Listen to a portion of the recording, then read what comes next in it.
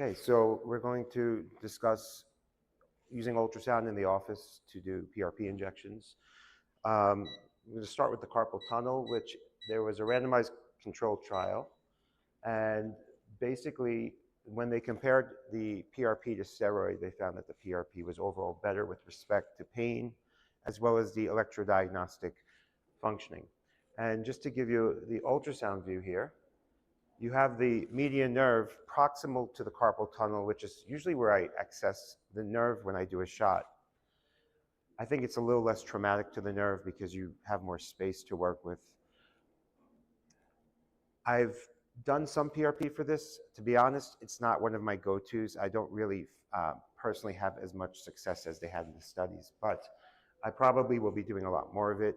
And just in case you're not aware, I threw this little add-on to the slide. There was a recent publication, multi-society publication, ASRA, as well as a few other societies got together, and they now recommend not using steroids for carpal tunnel injections, just local anesthetic, as well as a number of other injections, such as a pudendal nerve block. Anyway, scanning the median nerve, you can get the cross-section, and this slide's to demonstrate my technique of hydrodissection. There's not much room for your needle. So if you inject on your way, you're creating a space for yourself in which you can inject below and above the nerve. I'm using a 25 gauge needle. You could use smaller if you want. Here's the longitudinal view of the median nerve as it travels into the carpal tunnel. And you can see the tendons underneath it, and you can identify them by wiggling your fingers. The tendons are hyperechoic, so they're usually whiter. And here's the cross-section view following the median nerve up into the mid-forearm as it gets deeper in the arm.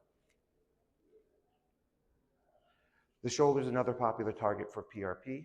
We're injecting the glenohumeral joint, the subacromial space, the tendons, and the supraspinatus tendon is probably one of the most commonly injected tendons. So the PRP not only inhibits inflammatory effects of interleukin-1b, but it also increased the concentration of TGF-beta, which is enhancing the rotator cuff strength. But there's still controversy in some of the studies. And some of the controversy also exists because there are different PRP formulations. Not everyone is using the same PRP. I've seen people just take a test tube and spin it out once and inject that, which it could be PRP, but it may only have 3 times the amount of platelets as opposed to 6, 7, or 8 times as much.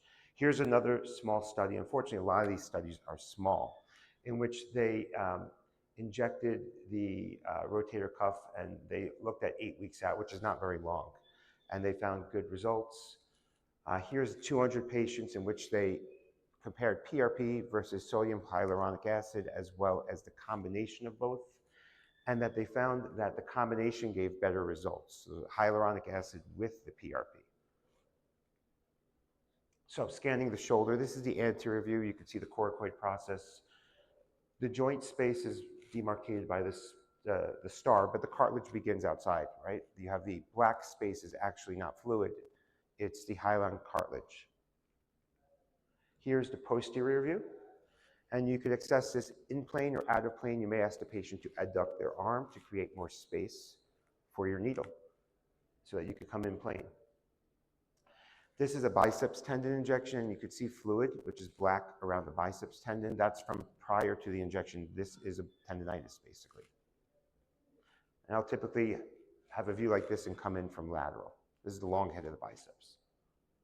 Here is a scan of the biceps muscle, and as you scan up the arm, you see the intertendinous fibers coalescing to form the extramuscular tendon. And it lies in the bicipital groove of the humerus.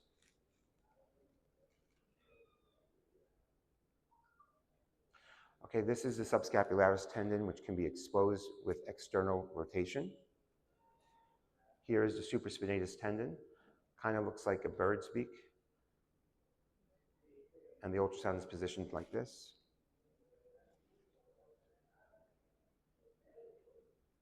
Here we're doing a cross-section of that tendon, and you can also see biceps tendons on the side.